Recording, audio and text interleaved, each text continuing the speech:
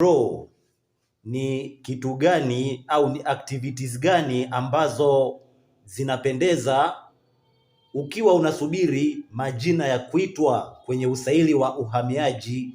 Je, ni vitu gani ambavyo vinafaa uwe unavifanya kipindi hichi unasubiri kuitwa kwenye usaili wa uhamiaji? Of course, hili ni swali zuri sana na mimi nitajibu kama ifuatavyo. Moja, ni kumuomba Mungu. Namba 2 ni kufanya mazoezi kipindi hichi ambacho unasubiri. Naongelea push-ups, naongelea jogging, naongelea mazoezi yoyote, sijui squats.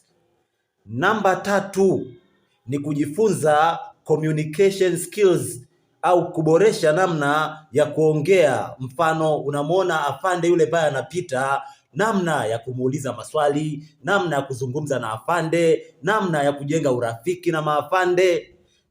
Na mwisho, ningeepuka watu wote ambao wana nia ya kukukatisha tamaa. Yani, avoid all people who have negative attitude. Kaa na watu ambao wana mtazamo au wana malengo ya kukuona wewe unafika ndoto zako. Kwa hiyo epuka watu wote ambao hawataki au wanakukatisha tamaa. Kaa na watu ambao wanataka waone wewe unafanikiwa, wewe unashinda, yani wanaongelea vitu vya maendeleo, vitu vya kujengana.